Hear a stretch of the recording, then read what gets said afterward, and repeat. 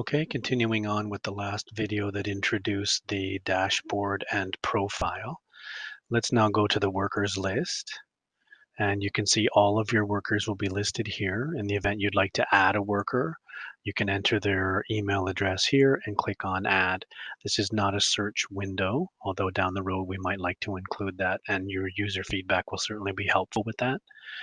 Looking at the worker list, we can see the information here. So there's the name of the worker, and there are three icons under action. The first icon is an eye.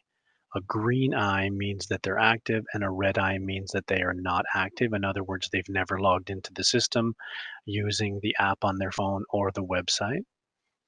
The next one is being able to edit their account. In this case, it's red and it's locked, which means they've created their account and they've already taken that account over. I haven't created their account.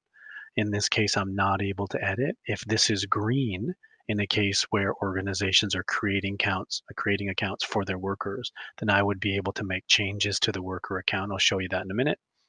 And finally, view emails. So this is a record of emails that have been sent to the worker over time, screenshots of what we can see. And as you can see, you're able to go back in time at the moment those emails were sent out, and you'd be able to use that for tracking purposes. So let's click on any one of the workers, and we're able to see quite detailed information. At the top, profile status. So I'm able to see that they've verified their account by email, they've accessed the website, and that they have the mobile app.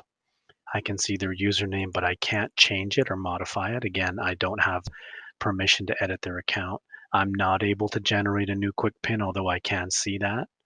And I can't change any of their own personal information, although I can send them a password. In the event they've forgotten their password, I can send them a password. I can also invite them to any rosters that are listed below. So their personal information I can't change.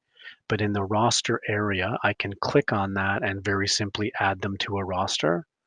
If you'd like to remove them from rosters, please be careful when you remove them from the final roster. They'll also be removed from the organization. There is, of course, a be careful warning message there. We end up removing them from the organization, but we don't actually remove their account. We don't have the power to do that. But if there's a worker who no longer works for you, all you need to do is remove them from all the rosters here. The last roster, then you'll actually remove them from the list of workers from which you have access. Another area that I do have control over is the Bedrock Services. So this is the organization notepad.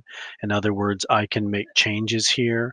I can modify some information and then click on save. In other words, if there was some information about this volunteer that I wanted to share with other administrators, again, this isn't available to any workers in the organization. It's only available to the administrators, and it's shared by everyone and viewable by all of the administrators only. So I could say something like, Bam Bam would prefer to have more evening shifts, and I could put that information in here, and that would be viewable by anyone who logs in. And the last one here is my own personal notepad. I can write notes that only I can see and reminders just for me. If there's a lot of information, you may click here in order to be able to drag it a little bit bigger. But it's important that this information, these are the areas that we can edit. If there's a green unlock, then we would be able to edit in this area as well. But in this particular case, we can see that it's not editable. None of them are. And that's how we handle the workers tab from the administrator perspective.